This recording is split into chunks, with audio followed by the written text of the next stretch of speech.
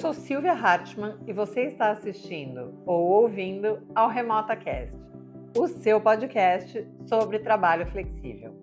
Aqui eu converso com quem está na vanguarda do trabalho remoto ou híbrido no Brasil e no mundo. Essa temporada é uma produção da Remota com oferecimento da Logitech.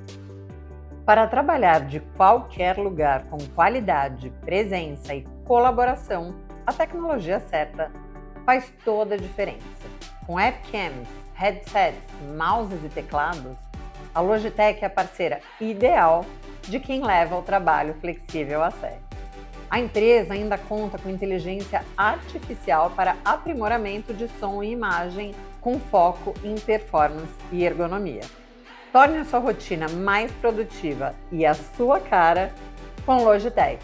Aponte a câmera para o QR Code na tela ou clique no link na descrição do episódio e conheça a linha completa da Logitech.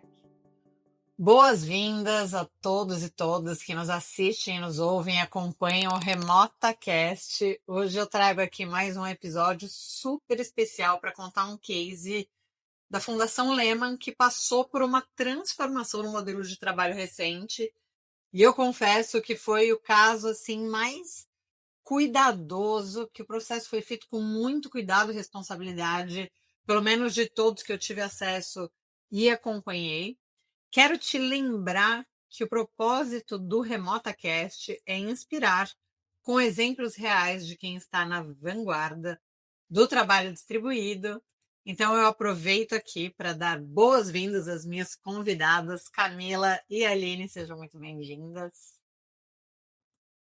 Olá, obrigada. Oi, Silvia, tudo bom? Prazer estar aqui, poder compartilhar também todo esse processo que a gente viveu, de mão dada com a Remota, mas que a gente gestou, né? Você falou de processo cuidadoso, eu acho que foi mesmo, a gente gestou e agora estamos nesse novo modelo e também agora cuidando para que esse filho cresça. Muito legal, é isso aí. Eu acho que vai dar um Prazer, bom sabe? essa conversa. Prazer Aline, estar Camila, aqui, Sara. obrigada. Super obrigada pelo convite. Boa.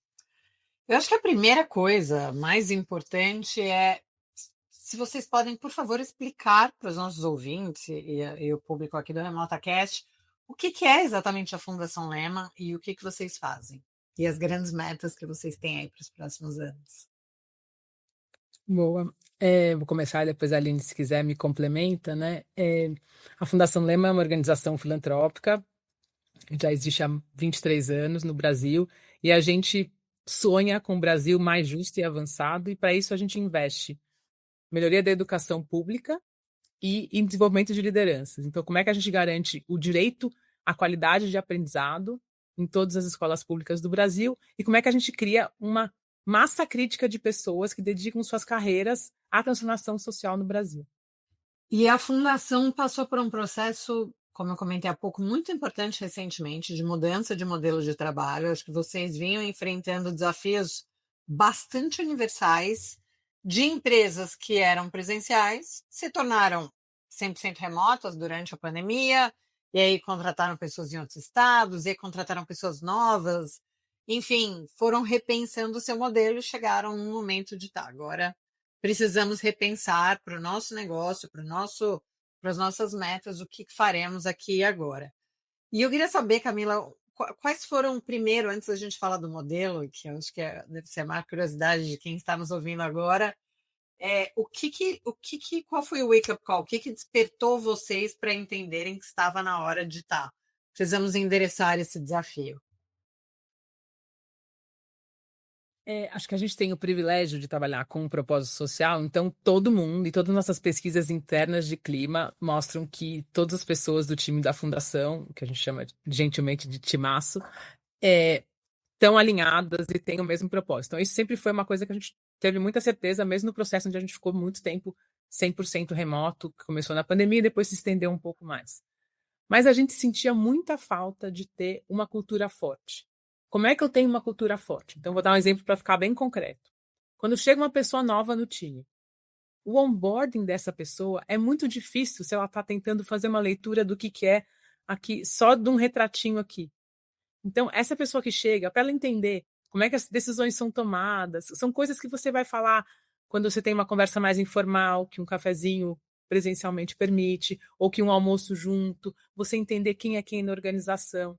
Então tem um pedaço de se experimentar e de viver isso que a gente acha que o presencial ajuda bastante, né? Eu dei esse exemplo da pessoa chegando nova na organização, porque eu acho que isso é muito evidente, todo mundo vive e todo mundo vive isso. Além disso, a gente tem um modelo de gestão bem único, que conta com uma coisa que é muito crucial para a gente, é um valor, que é a inteligência coletiva. Então, a gente trabalha em grupos multidisciplinares. Grupo multidisciplinar significa que eu tenho pessoas com experiências e expertise bem diferentes, trabalhando juntas para tentar resolver o mesmo problema. Quando essas pessoas se conhecem pouco, a nossa experiência diz que esse grupo anda mais devagar. Senão não tem uma relação de confiança tão forte, então, portanto, aquele grupo pensando junto, que deveria valorizar a inteligência coletiva, ele não anda tão rápido quanto ele poderia. Então, acho que esse foi o principal fator que desencadeou. Como é que você cria essa cultura única de toda a organização e, com isso, beneficiando, no nosso caso, ainda mais para mais impacto no Brasil. E vocês, eu lembro que tinha muito essa questão, e são exemplos até que eu encontro em organizações de esse entrosamento entre pessoas que já estavam antes, já conheciam bem a fundação, com as pessoas novas. Tinha também uma questão de uso do escritório, se não me engano, vocês se encontravam 3 vezes por mês, era algo assim. Então, também era desafiador, porque vocês tinham bastante coisa, porque não era exatamente um off-site, não era um retiro, né? Era um encontro no escritório. E em termos de resultados, vocês tinham algum impacto nos resultados por estarem naquele modelo? A resposta honesta é não. Em todo o período que a gente ficou muito tempo no remoto, ou na grande parte das vezes no remoto, nesse modelo onde a gente ia para o escritório todo o time junto por 3 dias por mês, a gente conseguiu entregar muita coisa, muito impacto para o Brasil. Então, os índices de alfabetização, que é um dos nossos focos na fundação do Brasil, aumentaram. Nosso trabalho também, Fundi 2, também teve aprendizagem bem sucedida. A criação desse pool de líderes que se dedica a impacto social também melhorou. Mas a gente foi percebendo essa cultura fragmentada. Então a gente falou, não, a gente precisa de maior integração entre as áreas. Eu preciso considerar que eu tenho esse modelo de gestão que valoriza a inteligência coletiva, que trabalha junto com pessoas muito diferentes entre si. Então, o ter mais presencial vai nos ajudar, mas não veio foi uma necessidade nossa de que a médio e longo prazo, talvez isso não nos levasse para o melhor lugar, né? Então, não uma necessidade de curto prazo, de a gente não estar conseguindo entregar o impacto que a gente gostaria. Você sabe que uma das coisas que eu acho mais interessante no caso de vocês eu sempre digo e repito para quem quiser me ouvir, assim, não existe um modelo certo, existe uma escolha estratégica. No caso de vocês, não tinha nenhum impacto de resultado em curto prazo, poderia ter no longo. E que para não tivesse, vocês talvez o mesmo esforço que vocês colocaram para adequar esse modelo híbrido na forma que vocês têm hoje, que vocês já vão contar, vocês, se tivessem optado por ir para o 100% remoto, vocês teriam o mesmo esforço, mas fazendo outras iniciativas. Então, não existe certo ou errado. Existe aquele modelo que melhor se adequa às necessidades imediatas do negócio, ao posicionamento futuro da empresa ou da fundação, no caso de vocês. E todos os modelos envolverão trade-offs. Todos os modelos envolverão investir de um lado, ganhar do outro, perder do outro e economizar. Então, assim, sempre vai fazer. Não tem uma resposta certa. As pessoas vão, qual é o modelo ideal? Não sei, depende do seu negócio. Mas é importante que você faça um diagnóstico e olhe para todos esses aspectos, que eu acho que é isso que vocês conseguiram fazer muito bem.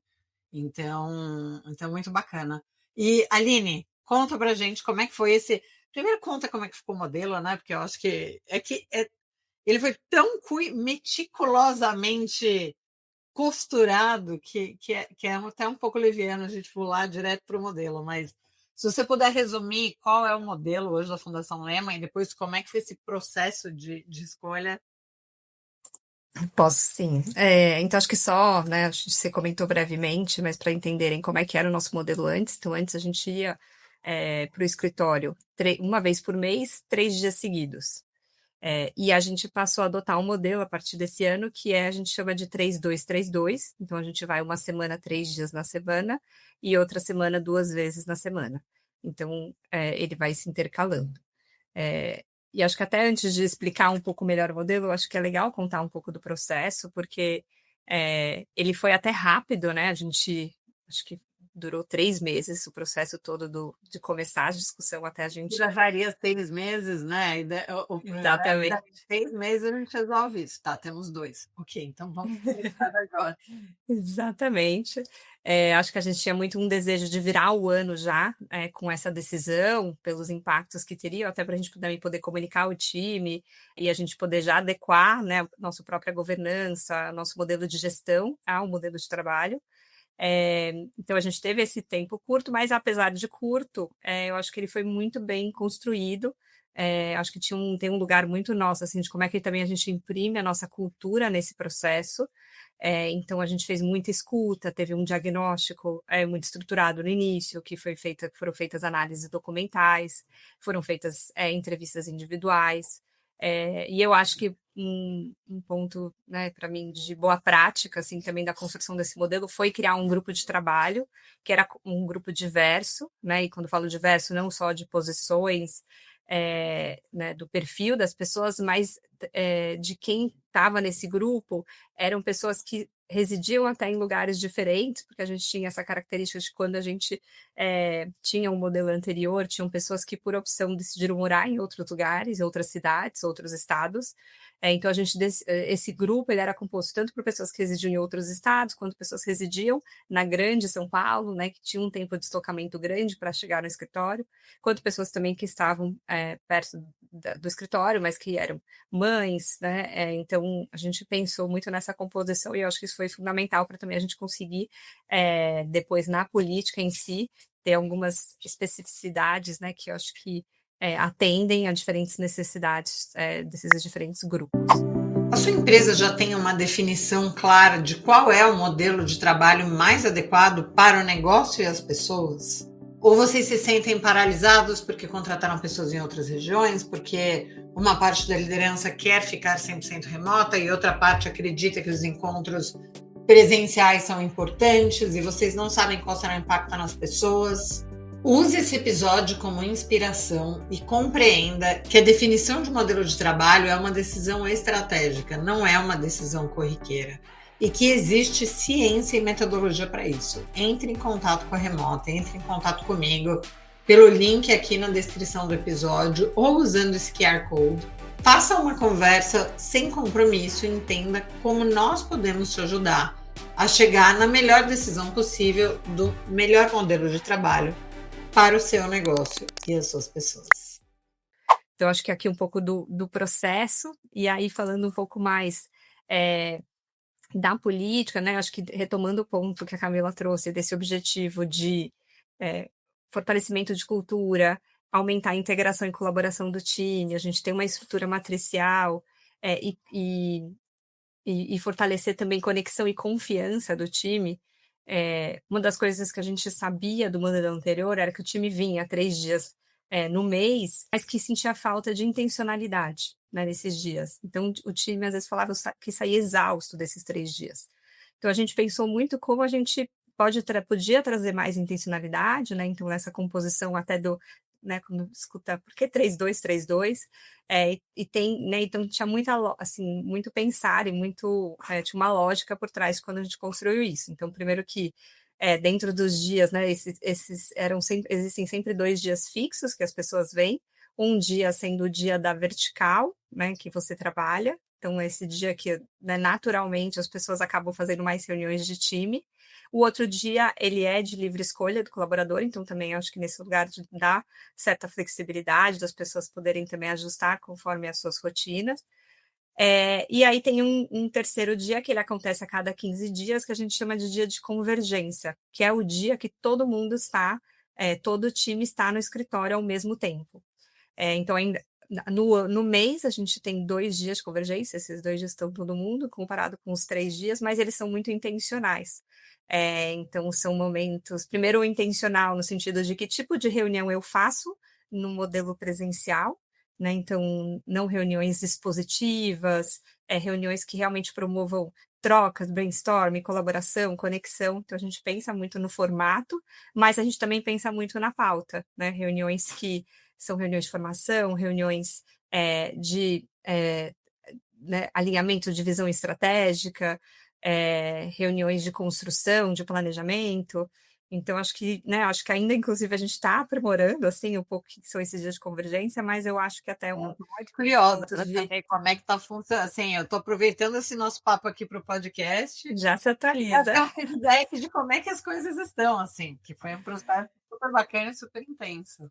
Não, eu acho que assim, né, claro que é a leitura minha, talvez da Camila também, mas a gente ainda quer fazer um balanço mais estruturado, mas eu acho que no ponto de vista, pelo menos de trazer mais intencionalidade para esses dias de convergência, eu acho que tem funcionado bem. A gente sente o time muito conectado nesses momentos, né? Então, acho que isso também é um resultado, assim, perceptível.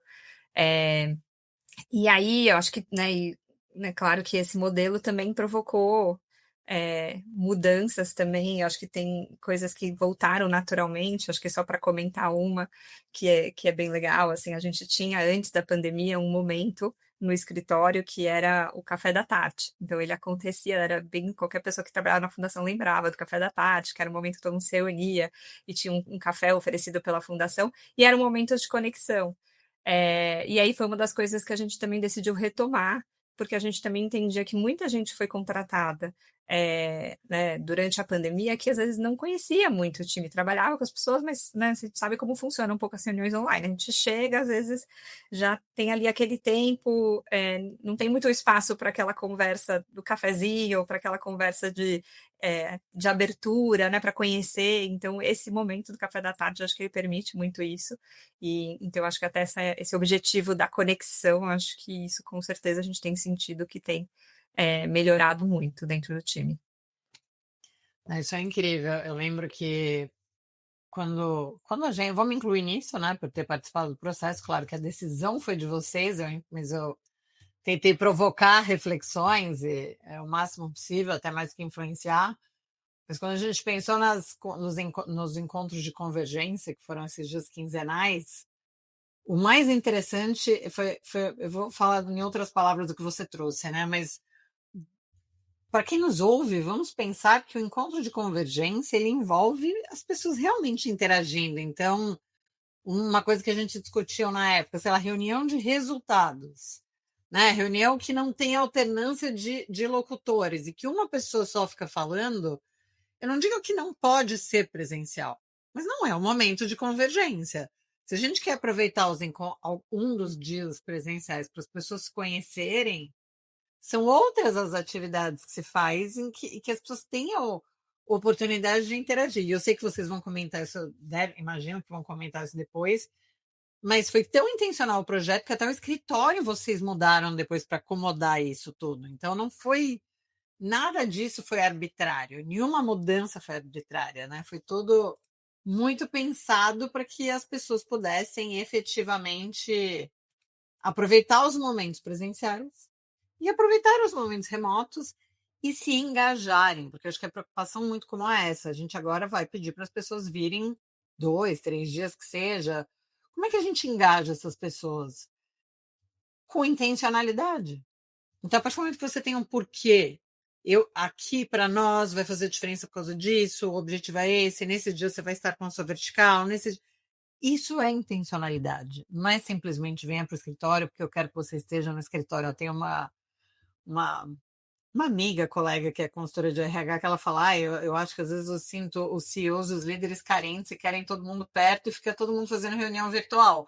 Não foi o caso de vocês, né? No caso de vocês não, existe um motivo para que as pessoas estejam aqui. Não, mas acho que essa questão da intencionalidade é tão importante, seja no presencial quanto no online, que a gente fez a gente repensar o escritório mesmo. E eu gosto de um exemplo bem concreto aqui, que é fazer a reunião quando era com todo o timaço, numa sala de reunião grande, que a gente botava as cadeiras, aquele formato mais sala de aula tradicional. E a gente entendeu que a gente precisava ter uma outra coisa um pouco mais informal, que desse mais uma sensação de time mesmo. E a gente transformou o escritório para a gente ter uma arquibancada com uma TV que fica móvel ali, você muda. E isso já mudou a dinâmica da reunião, onde está todo mundo junto, só pelo fato de umas pessoas, pessoa pode sentar no chão, outra fica mais de pé, como cada um melhora, e como é que arruma as almofadas. Então, tô querendo dizer que a intencionalidade faz muita diferença. O conteúdo das reuniões que tem todo o Timaço é muito parecido com o que já tinha antes, mas o fato de você estar num formato que é diferente do tradicional, ajuda demais. Que bacana. E eu vou aproveitar, Camila, o que você vê como ponto alto do modelo que vocês têm hoje? Assim, o que é o grande diferencial? O que você traria como grande ganho desse modelo? Eu acho que a gente conseguiu achar uma boa mistura entre o que é a orientação da fundação, nossa, como área de gente, versus a flexibilidade do colaborador, né? Então, a gente tem um princípio na fundação que toda pessoa é uma potência, por isso que eu invisto em pessoas, tanto para dentro da fundação, dentro do Timaço, mas também para fora, né? Por isso que eu invisto em educação pública de qualidade, eu invisto em líderes que querem dedicar suas carreiras para o Brasil. Portanto, a gente não podia ser diferente aqui. Para você chegar na sua potência, Silvia, eu preciso com que você se sinta bem, com que você sinta que você tem as ferramentas para isso e também o modelo de trabalho importa para você. Então, essa flexibilidade entre o que vem determinado pela área de gente e o que vem da flexibilidade do colaborador é super importante para a gente. Então, por exemplo, se tem um pai ou uma mãe que quer levar o filho na escola, ótimo, que bom, temos que estar adaptado a isso. Mas, por outro lado, pode ter uma pessoa que mora mais distante do escritório que quer sair mais cedo, quer chegar mais cedo e quer sair mais cedo. Também precisa estar adaptado para isso. Então, a gente conseguiu criar um modelo onde eu tenho, nesse caso, por exemplo, uma orientação que as reuniões de time ou com quem for acontecem num núcleo entre 10 da manhã e 5 da tarde, e o restante, os colaboradores conseguem se adaptar.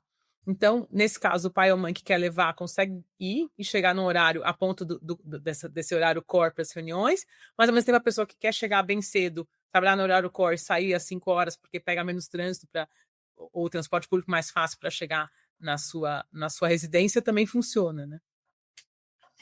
Uma coisa, aproveitando que você mencionou aqui a questão da potência máxima de cada pessoa e principalmente da inclusão, diversidade e equidade. E aí, claro, depois eu vou deixar vocês trazerem, né? A gente fez uma série de adequações na política para que todos os grupos fossem inseridos. E aí eu quero fazer uma ressalva para quem está nos acompanhando. A adequação não é colocar no rodapé da página as sessões devem ser revistas com o gestor, porque isso acaba com a política. É claro que vai haver exceções depois na vida real, mas eu acho que o que a gente fez muito bem, vocês fizeram muito bem, foi já antecipar as necessidades dos diferentes grupos. Então, a Camila deu agora um exemplo excelente. Tinha necessidade dos grupos, as pessoas que têm filhos querem buscar na escola. Eu lembro de uma passagem em uma das reuniões que eu achei genial, que vocês trouxeram algo do tipo, olha, a gente está fazendo esforço aqui para acomodar a transição de quem está em outros estados, mas as pessoas que moram mais longe aqui em São Paulo, como é que a gente vai adaptar ou atenuar o desgaste, possível desgaste das pessoas que estão vindo a mais de 10 quilômetros de distância e que eventualmente vêm de transporte público? Então, tudo foi pensado e não foi num nível individual. Ai, Aline, que modelo você prefere? Ai, Camila, que modelo você prefere? Porque eu também sou terminantemente contra isso, porque nós estamos falando de empresas tendendo trabalho coletivo, são engrenagens, não dá para a gente simplesmente deixar isso livre. Mas a gente olhou para grupos, para personas, e isso foi assim realmente algo brilhante de uma das coisas que vocês trataram aqui na questão do modelo.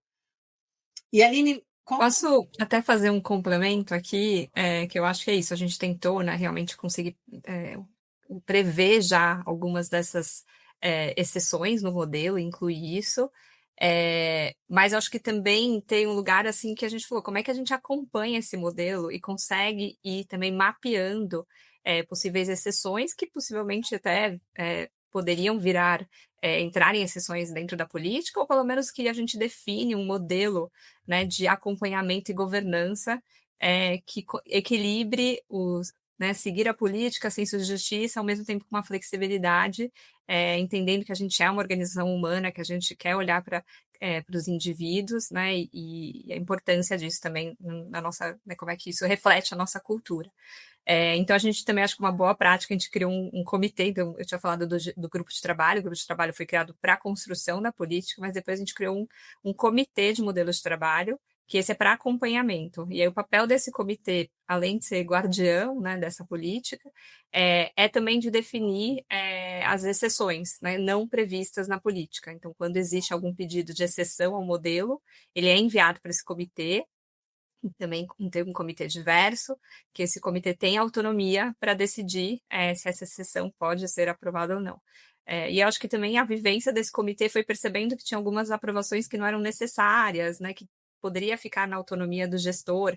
Então, a gente também foi fazendo alguns ajustes e dando muita transparência, comunicando o time sobre, olha, onde de fato precisa passar pelo comitê, a gente entende que são questões mais complexas ou que é importante, né, ter uma coerência em relação à tomada de decisão, então passar pelo comitê garante essa coerência, mas onde deve existir uma autonomia do gestor, né, nessa linha também de flexibilidade, esse equilíbrio entre conseguir a política, vamos dar flexibilidade, autonomia para os gestores também decidirem os casos, as exceções. Então, acho que isso é uma coisa que está funcionando super bem, né, o time sabe, a gente dá muita transparência, a gente também mapeia todos os casos, e isso tenho certeza que vai ser muito importante até o momento que a gente chegar e de fazer um balanço de um ano, entender se tem algum ajuste, o comitê vai ter um papel fundamental também nesse processo. Eu vou contar um segredo para vocês e vou fazer um comentário aqui. O segredo quando a gente começou e vocês trouxeram um grupo de trabalho, era algo que nós não tínhamos esse hábito, e agora a gente sempre recomenda um grupo de trabalho, porque é muito bom ter mais de um ponto de contato. Claro, a Aline era o nosso ponto de contato, mas havia outras pessoas que também apoiavam nas tomadas de decisões, foi muito bom. Então, isso é o segredo do que a gente aprendeu, de uma das coisas que a gente aprendeu com vocês. Em relação à governança e ao comitê mesmo, não ao grupo de trabalho, ao comitê, a gente vem recomendando para muitas empresas desde o início da remota. Eu acho que vocês foram uma das empresas que melhor recebeu a recomendação, mas mais do que isso, essa diversidade do comitê é muito importante também. Se você puder trazer um pouco, Aline, como é que foi essa construção do comitê, porque a tendência é que as empresas falam, é diretoria e RH. Não é que não dá para dizer que é exatamente um problema ser diretoria e RH, mas a gente fica aquém do potencial do comitê porque segue ali a mesma mentalidade de vieses que tomaram a decisão inicial. E quando a gente fala de um comitê de governança que avalia sessões para entender se são pertinentes, é importante ter outros pontos de vista. Então, como é que foi essa construção do comitê? Perfeito. Acho que até não foi muito diferente da construção do grupo de trabalho, no sentido da gente pensar muito em ter pessoas de diferentes áreas, diferentes posições, também ter diferentes dinâmicas de trabalho. Então, a gente tem algumas pessoas que têm uma dinâmica que viaja muito mais que outras. Então, é importante, como é que a gente também inclui pessoas que têm essas dinâmicas diferentes. Mas a gente também definiu que era importante ter um grupo, não é só diretoria e VPs, mas um grupo mais sênior, então a gente tem entre gerentes e diretores, pensando nesse papel também, né, de tomada de decisão, validação, de ser guardião, assim, desse modelo. E um ponto... Silvia, mas posso... desculpa, claro, eu sei que posso fazer, eu estou te interrompendo, desculpa, só porque eu acho que você trouxe que nesse processo, junto com a Remota, a gente foi uma organização que vocês conseguiram sugerir e que a gente pegou isso muito bem, né? Eu acho que a gente pegou muito bem por causa de dois princípios que são bem importantes, primeiro, para a gente. Primeiro, que a gente pratica a diversidade. Então, a gente acredita que quando eu tenho um grupo diverso, e daí não é só gênero, raça, visão de mundo, perspectiva, experiência, estudou na escola pública ou não estudou, a gente consegue ir mais longe, que eu acho que é esse valor, que junto com outros a gente vai mais longe. Então a gente pratica a diversidade e a gente junto com outros vai mais longe. Então quando a gente juntou isso, a gente viu a ideia do comitê, a gente falou, claro, quando a gente vai organizar um evento, quando a gente pensa nos painelistas, a gente já pensa de maneira diversa. Quando a gente está pensando quem que a gente vai contratar para o time, a gente já está pensando num time que represente toda a diversidade do Brasil. Então, por que no comitê já não trazer isso? Acho que por isso que ressoou tão rápido para a gente assim e fez tanto sentido, né? né? E eu até ouso dizer assim que a gente está até se inspirando nesse processo do comitê de modelo de trabalho para criar outros comitês, porque eu acho que também tem um papel assim de você corresponsabilizar outras áreas pelas decisões institucionais. E eu acho que isso tem um peso muito importante assim na organização, até no ponto de vista de fortalecimento de cultura, né, da gente disseminar essa cultura, essa única cultura que a gente né, tá tanto olhando esse ano. Então, a gente tem pensado até em outros comitês, porque a gente entende um pouco até como esse, né, tem sido importante nesse processo de envolver outras pessoas em decisões institucionais que impacta todo mundo na organização. É porque senão é muito aquela dinâmica de o RH decidiu. O time de gente, a política é do time de gente. Não, pessoal, tem accountability, todo mundo está envolvido, todas as lideranças das pessoas, com certeza. E uma coisa que eu lembro que foi um ponto que vocês levaram muito em consideração também foi o ecossistema. Então, vocês interagem com muitas instituições no Brasil. E aí, Camila, eu gostaria de saber como é que funciona esse ecossistema, né, na natureza do trabalho da fundação, e se esse modelo impactou de alguma forma a interação com o ecossistema ou vice-versa, enfim, como é que ficou essa dinâmica? Primeiro precisa explicar de ecossistema, né? Porque ecossistema é uma palavra que a gente chama que tudo que a gente fala, né, timaço, ecossistema, tudo é o lemanês. A gente fala que um colaborador novo, quando ele chega, a primeira coisa que ele tem que receber é um dicionário Tem o lemanês. dicionário, O que é o ecossistema? A forma que a gente atua é através de apoio para outras organizações, para que elas, de fato, estão na ponta, estão no território e façam seu impacto. E a gente tem um trabalho grande também de mobilização, de engajamento de vários atores para que essas pautas de melhoria da alfabetização no Brasil, melhorias nos níveis de aprendizado de matemática e língua portuguesa, no Fundamental 2 e desenvolvimento de lideranças, sejam importantes, né? Então, quando a gente fala em ecossistema, é esse conjunto de organizações que a gente apoia para chegar nesse Brasil mais justo e avançado que a gente acredita. A gente tem um modelo colaborativo onde as organizações podem usar o escritório. Então, a gente entende que cada organização, considerando o seu escopo, qual é o seu modelo de negócio, vai entender qual a melhor forma. Se é 100% remoto, 100% presencial, um híbrido das duas coisas, cabe à organização fazer. Mas a gente também gosta de, pensando que junto a gente chega mais longe, oferecer o nosso escritório. A gente já fazia isso antes também da pandemia, isso já acontecia. Então, o que aconteceu agora nesse novo modelo híbrido que a gente começou? A gente determinou os dias que eles podem acessar o escritório. Então, por exemplo, tem um dia na semana que todo esse ecossistema pode usar o escritório. Isso é muito bom porque as organizações, algumas decidiram ter escritório físico, outras decidiram não, mas quem decidiu não, quando quer fazer o presencial, tem essa possibilidade de usar o escritório também. Então, acaba que a gente fica sendo esse centro de impacto, de coisas acontecendo. Ontem mesmo tinha uma outra organização lá com um grupo grande de 50 pessoas usando o escritório e era um dia onde, de fato, do nosso próprio time tinha um volume menor de pessoas. Assim. Então, também você vê isso acontecendo, eu acho que reforça o nosso propósito do que junto com mais gente trabalhando junto, a gente chega mais rápido. Então, acho que casou bem assim essa decisão do modelo dessa forma com a nossa forma de atuação com essas organizações que a gente apoia. Perfeito. E aproveitando esse ponto, como é que o modelo impacta na interlocução que vocês têm com os diversos stakeholders? Porque são muitos, eu imagino que vocês atuem em diversas esferas. Então, como é que esse modelo impacta o trabalho de vocês, indo para além dos colaboradores, né, que foram aqui o nosso público primeiro que a gente pensou durante o processo, mas e o restante? Primeiro, a gente tem um princípio também que conversas que precisam de muito engajamento, ou quando é com uma pessoa que você ainda não conheceu, tudo você tem que continuar fazendo presencial. Então, isso significa que às vezes a gente tem que viajar para conhecer essa organização nova, que a gente vai começar a apoiar, ou para entender melhor o que eles estão fazendo. Então, a gente reforça isso, e isso é assim a maneira como a gente se relaciona com o ecossistema. Então, isso eu acho que continuou e ficou ainda mais forte. Por outro lado, tem várias organizações que a gente se relaciona que trabalham no campo, né? O que a gente fala no campo é no território, na Secretaria de Educação, junto com fazendo formação de lideranças, né? Então, acho que essas organizações também foram vendo o que isso significava para elas. E eu acho que a gente segue numa forma boa, aí, seja porque a gente abre o nosso escritório, ou seja porque a gente entende, vou fazer um encontro de organizações do ecossistema, esse encontro eu quero fazer presencial. Então, o que eu vou usar desses princípios que a gente usou para a gente colocar no modelo para dentro da fundação para fora. É que o presencial tem que ter intencionalidade. Então, eu não vou simplesmente chamar as pessoas no presencial. Eu vou programar o evento de minuto a minuto, o que vai acontecer com intencionalidade. Né? Então, a gente também foi melhorando a nossa forma de atuar com o ecossistema depois dessa experiência dessa revisão do nosso modelo híbrido. Legal.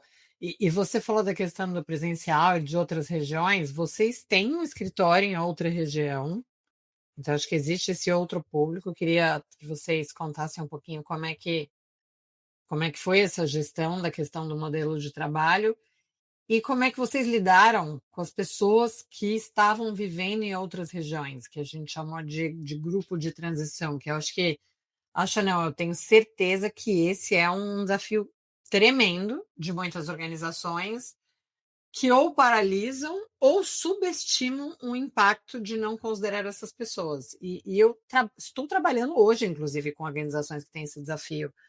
E também estou trazendo aqui o que eu posso de contribuição, mas acho que ter um exemplo vivo e prático de vocês é muito construtivo. Posso falar que acho que primeiro a gente tinha, né? Acho que isso também foi algo que é muito legal que está desenhado na política e previsto, assim. A gente tem duas bases, né, de escritório. Então a gente tem um em São Paulo e tem um em Brasília. Então as pessoas que residem em Brasília, a base delas é Brasília, então o modelo, né, de trabalho é o mesmo, só que no escritório de Brasília. Com talvez uma diferença importante que o dia de convergência ele é em São Paulo. Então essas pessoas elas vêm a cada 2 semanas para esse dia de convergência, acabam sempre ficando 1 ou mais dias, né? Porque a maior parte do time está em São Paulo para fazer reuniões de time. Então elas vêm especialmente para esses dias de convergência. Mas a gente tinha, de fato, né, algumas pessoas, a gente tinha cerca de 12 pessoas que estavam, que a gente chamou de grupo de transição, então pessoas que decidiram, por opção, residir em outra cidade ou estado. E a gente pensou muito, acho que até, né, o próprio processo do grupo de transição, do GT, desculpa, do grupo de trabalho, nos ajudou a também pensar como é que a gente fazia essa mudança de modelo de uma forma cuidadosa, né? Então, acho que o que a gente decidiu foi a gente fazer uma transição. Então, até o final desse ano, então o modelo começou a valer em abril, até o final de 2025, teria um modelo no meio do caminho, né? Então, antes a gente ia 3 dias, desculpa, no mês, a gente passou o modelo padrão, era 3-2-3-2, e esse grupo tinha um modelo de 3-0-3-0, né? Então, eles aumentaram o número de vezes que viriam para São Paulo, mas ficando mais tempo, mas também não igual ao grupo padrão. Então, acho que isso foi muito pensado, assim, como é que a gente, de fato, também colhe. Semanalmente, né? Assim, vem aí. Isso. Eles vêm a cada 2 semanas e ficam 3 dias, mas não no total, né, de 10 dias presenciais que uma pessoa que está dentro desse grupo padrão vem, essas pessoas vêm 6 dias. E acho que, né, comunicando, até mesmo quando a gente comunicou 3, 4 meses antes de valer a própria política. A gente também deu né, na linha de pensar em benefícios, a gente também deu uma ajuda de custo para essas pessoas que estavam vindo mais. Então, acho que foi muito pensado, assim, como fazer essa transição de uma forma cuidadosa, comunicando, e também conseguindo atenuar um pouco também os impactos disso para essas pessoas. Mas acho que, né, também né, tentando convergir para o nosso objetivo de, né, queremos ter as pessoas para estarem mais conectadas, fortalecer cultura, estarem juntas, trabalhando, time, né, colaborando e conectando. Então, acho que foi um modelo que a gente conseguiu encontrar um meio do caminho, pensando muito em atender esse grupo específico. Isso foi um exemplo brilhante. Você ia comentar, Camila? Não, eu acho que outra coisa que a gente tomou a decisão também, 6 meses antes de começar a implantação de um novo modelo, foi que as novas contratações seriam sempre deixado muito nítido que era em São Paulo, né? Que a base era São Paulo e que o modelo era numa semana você vem 3 dias, numa semana você vem 2 dias, numa semana você vem 3 dias, numa semana você vem, que é o 3-2-3-2. Esse faz parte do lemonês agora. Quando as pessoas falam, não, mas como é que você tá indo presencial? Eu falo, vou 3-2-3-2. Daí, o que é isso? Não, tem semanas que eu vou 3 dias, tem semanas que eu vou 2 dias. E uma coisa muito bacana, eu costumo dizer que o híbrido não é cortar a semana em dias, é repensar a forma do trabalho. E foi o que vocês fizeram. E repensar a forma do trabalho resultou no 3232, mas porque houve toda uma preparação. Acho que as pessoas que estão aqui nos acompanhando já entenderam o nível de detalhe que esse projeto chegou.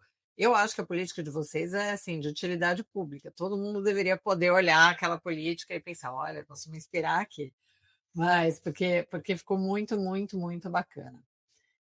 E aí, pensando nos desafios, dilemas e benefícios que a flexibilidade traz, Camila, como é que vocês equilibram flexibilidade com alinhamento e senso de urgência e desempenho? Porque a gente está falando de coisas aqui que muita gente acha que são antagônicas, mas não necessariamente. Não é fácil. Então é antagônico, mas não é fácil. Acho que a primeira coisa é que as pessoas precisam saber até onde elas têm autonomia ou não. E acho que não dá para confiar no bom senso, né? Então, o senso da Silvia é diferente do senso da Aline, que é diferente do senso da Camila, e vai ter um pedaço disso que é parecido nosso, vai ter um pedaço que é diferente. Então, quanto mais nítido a gente deixar as regras, melhor. Então, parte do nosso aprendizado foi, a gente precisa deixar nítido para as pessoas que se você tiver com um sintoma gripal leve, você põe uma máscara e você pode ir para o escritório se for aquele seu dia de presencial.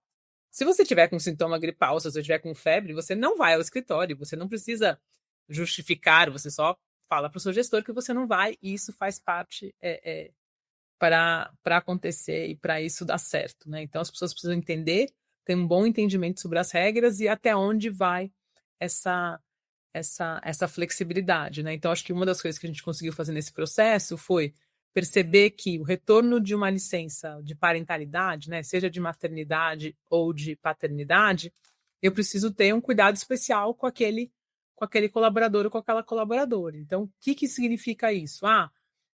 Essa pessoa vai voltar num esquema com um pouco mais de flexibilidade. O escritório precisa ter uma sala de amamentação. Por quê? Porque muitas dessas mulheres voltam e estão amamentando.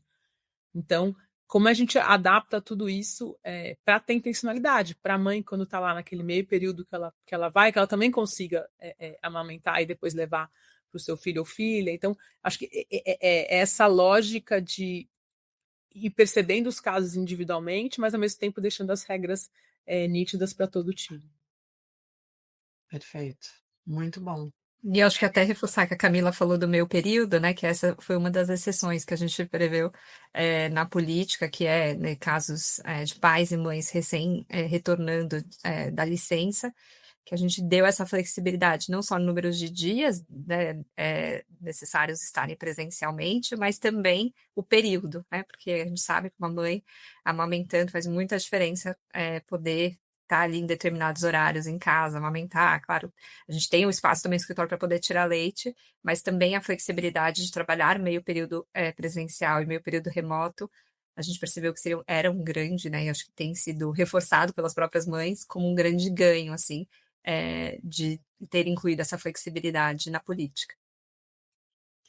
Eu acho que está muito nítido para todo mundo que nos acompanha que é uma instituição que atua a partir da confiança. Tem que haver confiança entre as pessoas. Vocês confiam nas equipes. Claro, precisa de gestão, de cultura de accountability, acho que a Camila colocou bem. Não dá para contar com bom senso, a gente tem que dar contornos, mas existe confiança entre as pessoas. Né? E aí eu tenho que trazer algumas questões, por exemplo, se a empresa ou a liderança estiverem muito preocupadas de não, se eu der meio período, a pessoa vai me passar para trás e vai trabalhar para outro, a empresa não consegue ter uma política tão bacana e inclusiva. Pode acontecer, tem gente que faz isso, claro que tem. Eu sou a favor dessas pessoas? Não, essas pessoas acabam com o trabalho que eu estou fazendo há 5 anos, as pessoas que têm um comportamento antiético com as empresas remotas ou híbridas. Mas o gestor pega uma coisa dessa. Você não precisa enrijecer o modelo e levar todo mundo de volta para o escritório, porque uma parte das pessoas não tem comprometimento. Então, eu vejo que tudo que vocês falam, trazem, tudo que é como se o elemento que norteou foi a gente confia nas pessoas do timaço. Eles têm metas agressivas, porque a gente tem um propósito agressivo enquanto, né, em relação à educação no Brasil, mas a gente também confia nessas pessoas. E isso, para mim, assim, faz toda a diferença. É um elemento muito, muito, muito determinante, que eu acho que é uma lição para muitas organizações. É E legal você ter percebido isso, Silvia, porque a gente de fato tem um princípio que é confiar e corresponsabilizar. Então eu confio em você e eu sei também que você vai ser corresponsável comigo para fazer essa iniciativa, essa política, ou o que for dar certo, né? exatamente. E no dia a dia, Aline, como é que vocês estão mantendo o que sustenta esse modelo no dia a dia, tanto em termos de prática quanto em termos de cultura? Esse modelo todo, né? Não só o 3232, mas tudo aqui que a gente está conversando. É, perfeito. Eu acho que tem um lugar que eu acho que não é só não só diz respeito ao modelo, né, mas a esse trabalho que a gente tem feito de fortalecimento de cultura, que é da coerência, né? Então tudo tem que estar muito coerente. Então a gente tem nossos princípios, a Camila está trazendo assim com, né, bastante, porque de fato eles foram a base para a gente construir essa política. Então, a política ela está a serviço dos nossos resultados, da nossa ambição e da nossa cultura. Né, então acho que a gente pensou muito nisso e como é que a política atendia né, a todos esses 2 norteadores. Então acho que a gente também foi conectando, governança. Então o que que significa agora a gente ter um modelo de trabalho mais presencial? Olhar para a governança, olhar para o escritório, como a gente já falou, olhar para as práticas de gente.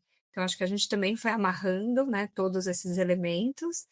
Acho que, como eu falei, o próprio comitê, né, tem sido, essencial, e eu acho também o envolvimento da alta liderança nesse processo, né, querendo ou não, é uma nova política, né, e acho que o processo de construção de uma política, assim como uma política pública, o mais desafiador depois é a implementação, né, então você garantir que a implementação acontece, bem e principalmente num primeiro ano de implementação, eu acho que é chave para o sucesso. Então a gente tem olhado muito de perto, o comitê tem olhado, a alta liderança, eu faço conversas, eu diria que quase semanais com a Camila, com o CEO, sobre né, o modelo, como é que está indo, o que tem funcionado, o que não tem funcionado, e aí também conseguir fazendo esses ajustes finos ao longo né, da implementação. Acho que isso também tem sido. Claro que né, a gente também tem pensado sempre, não, calma, ajuste na política, vamos dar tempo para a política, para a gente conseguir viver a política, né? Muito precipitado a gente já querer fazer um ajuste com 3, 6 meses.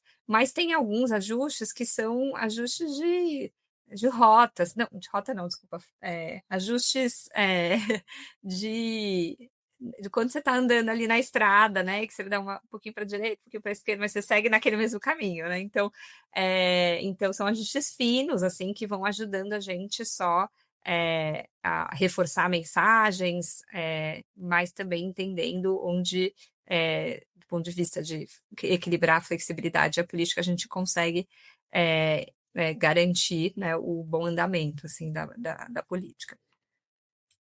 Genial. E aí eu acho que sobre o modelo, para a gente fechar essa parte do modelo, assim, acho que para vocês duas, eu perguntar para a Camila pela perspectiva do processo, mas para a Aline, mas para a Camila também, acho que são perspectivas diferentes. Quais têm sido as lições aprendidas, né? O que vocês olham para trás esses últimos meses e pensam? Acho que vocês já deram muitos exemplos aqui de coisas que estão funcionando bem. Vocês têm mais alguma coisa que vocês gostariam de mencionar ou algo que vocês já identificaram que precisaria ser revisto? Acho que para mim essa nitidez, eu falei o exemplo do bom senso, bom senso, bom senso, acho que foi parte do meu aprendizado nesse processo, assim, às vezes coisa, não, isso aqui a gente não precisa dizer, e daí você percebe que não, precisa dizer, porque cada um tinha uma interpretação diferente sobre isso, né? E eu acho que trabalhar em conjunto com um comitê, nesse time que é multidisciplinar, por raça, por região onde mora, por parentalidade, o que for, ajuda também a pegar outras perspectivas que a gente ainda não tinha se atentado ao longo do processo. Então, acho que como todo processo que envolve a área de gente, a gente tem que estar sempre repensando e conforme a gente vai vivendo, aprendendo mais, e agora isso aqui eu consigo inovar, isso aqui eu não consigo, e seguindo, né? Então, para mim, deixar mais nítido algumas coisas foi importante, foi um aprendizado importante nesse processo. Eu acho que eu reforço até um pouco conectada com uma fala que você fez, Silvia.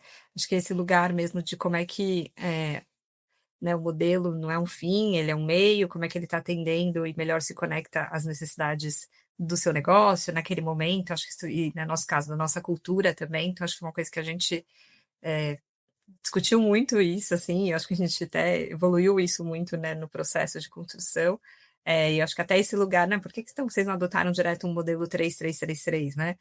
Mas a gente falou, não, calma, a gente quer trazer intencionalidade. O que que justifica, de fato, ter o time todo junto?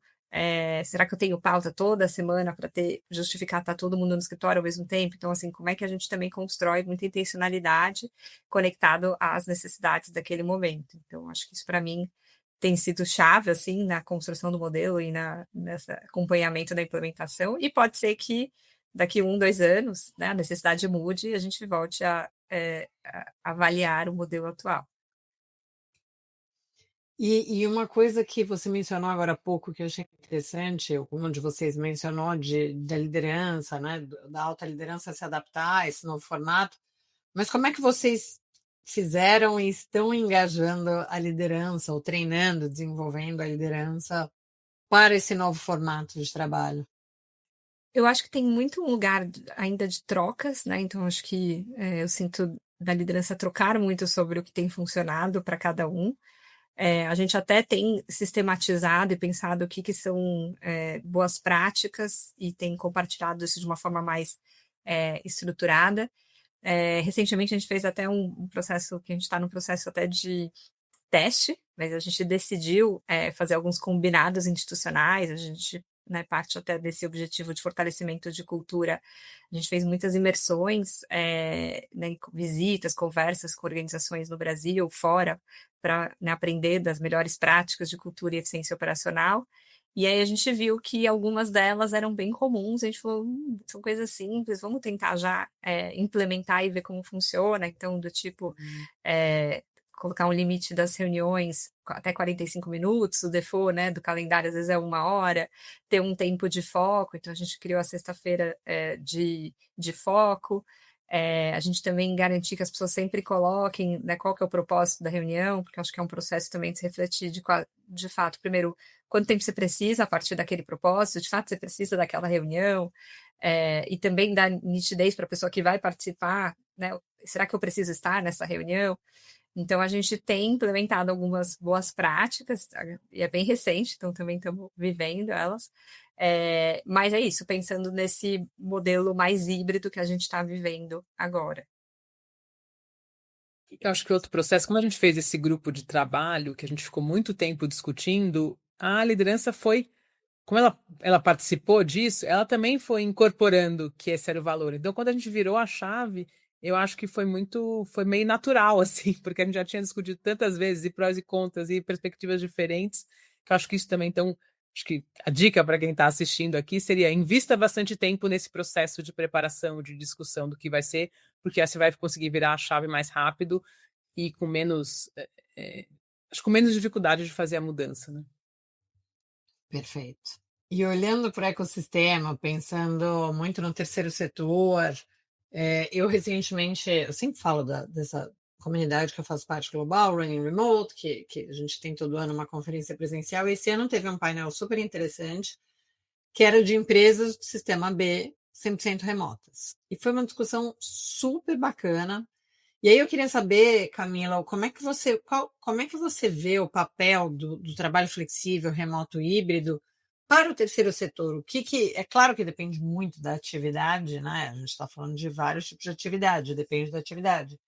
Mas o que o trabalho flexível pode trazer de ganhos e benefícios para parte desse universo de empresas do terceiro setor? Bom, primeiro que o terceiro setor trabalha para melhorar o Brasil em qualquer que seja a pauta da organização do terceiro setor. Então, ele também precisa representar a diversidade do Brasil e estar distribuído do ponto de vista de onde está o seu negócio também no Brasil.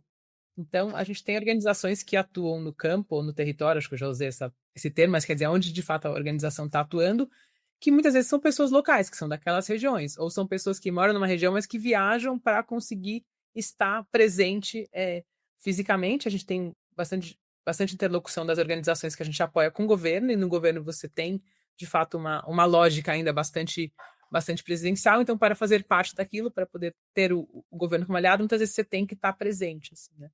Então, eu acho que cada organização tem que achar o seu modo, mas considerando que isso nos permite, para as organizações que estão trabalhando de mais maneira remota ou dessa maneira híbrida, também fazer contratações no Brasil inteiro, que representa o Brasil inteiro, e o terceiro setor também trabalhando para o Brasil inteiro. Então, acho que cabe a cada liderança de cada organização entender o que faz sentido para o seu, né, para o seu foco de atuação no terceiro setor. E eu vejo bastante organização tomando decisão bem diferente uma das outras, assim, e eu olho para todas e falo, faz bastante sentido para aquela organização. É. Decisões pensadas, né? Normalmente, quando é uma decisão pensada, ela tem grande chance de fazer sentido, né? Que legal. E agora, próximos passos, o futuro, quando a gente pensa no modelo de trabalho da Fundação Lehman, quais são os próximos passos para vocês aprimorarem ainda mais? Acho que a gente ainda está vivendo o modelo, então eu acho que esse processo, como eu mencionei, de implementação é chave. Eu ainda, né, acho que a gente está 6 meses agora na política, então com certeza daqui entre 8 meses e um ano a gente vai querer fazer um balanço mais estruturado, mas a gente tem vivido isso muito como um processo contínuo, antes que eu falei, a gente está sempre escutando, sempre trocando, falando com a liderança.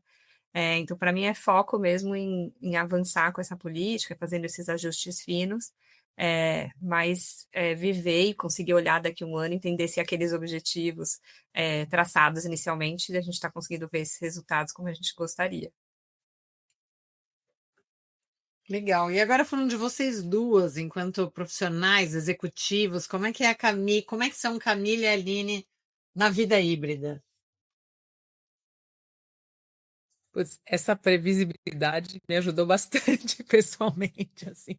Eu saber que essa semana é 3, essa semana é 2, aqui que eu viajo, aqui que eu não viajo, assim, para mim, eu acho que no modelo anterior você tinha os 3 dias, mas você também podia ter alguma reunião que você precisasse estar presencial também, e daí acho que na minha rotina como mãe também se adequou bastante ter a previsibilidade, né?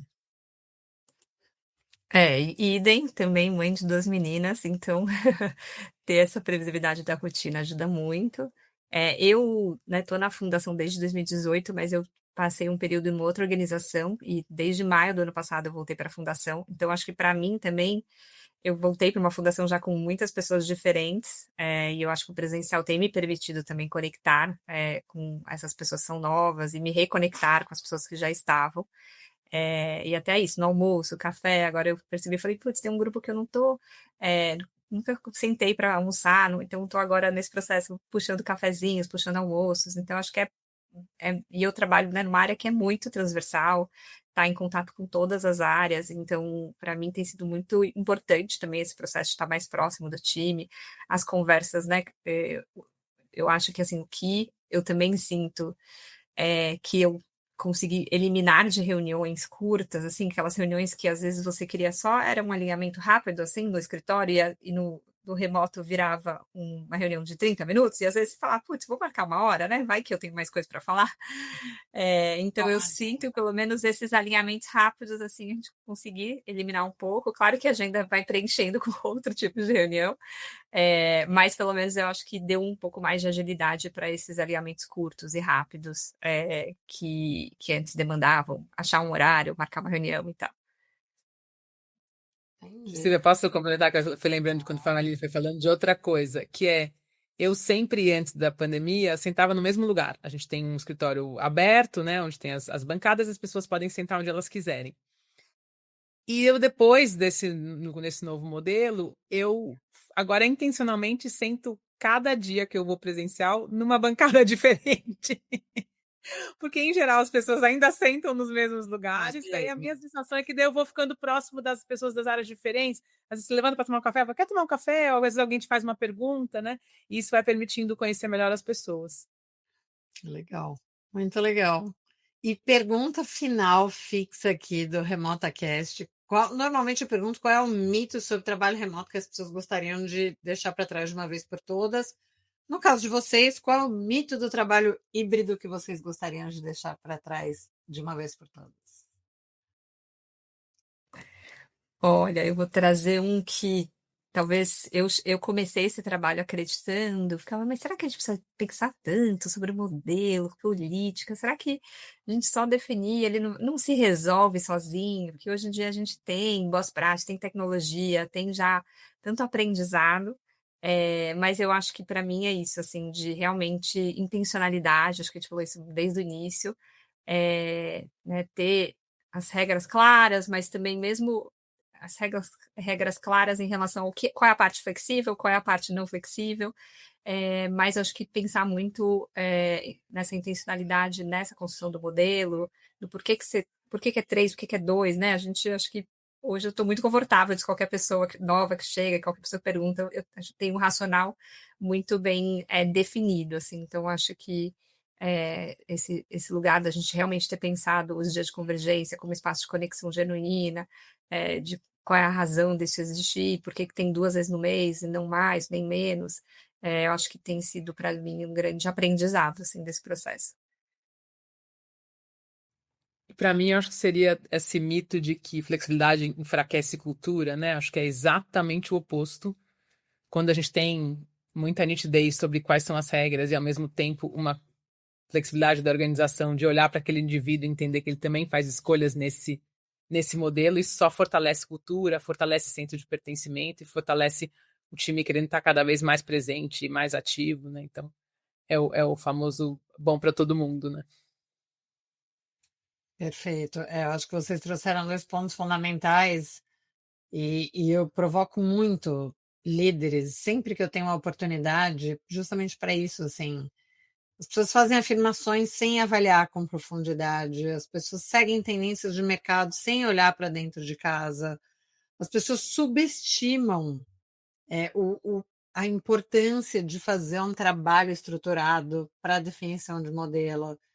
Então, eu estava bem ansiosa, confesso, com esse nosso episódio, porque é uma forma de mostrar para outros líderes, outras empresas, que o processo, a decisão requer um estudo, um trabalho detalhado, e que o híbrido vale, o remoto vale, e se vocês tivessem chegado numa conclusão de que para nós é sempre essa semana, participei de um painel que estava com um VP de pessoas da Sabesp e ele falou: olha, aqui na Sabesp, no momento que a gente está de mudança cultural, optamos por 100% presencial. Agora pode ser que a gente pense em flexibilizar.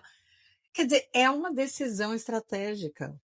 Sair dos achismos e entrar nas camadas e olhar para as pessoas significa olhar para resultados, né? Olhar para as pessoas não significa dar flexibilidade, tapinha nas costas. Enfim, eu sou muito fã do caso de vocês. Para mim foi um case incrível da remoto, assim, foi muito bacana trabalhar com vocês. E esse episódio está no meu coração, não vejo a hora. As pessoas que estiverem nos ouvindo ou nos assistindo agora saibam que na gravação estava ansiosíssima para publicar. Estou muito feliz e agradeço demais a presença e a dedicação e a generosidade de vocês por virem aqui e darem essa aula para todos nós. Obrigada, Silvia.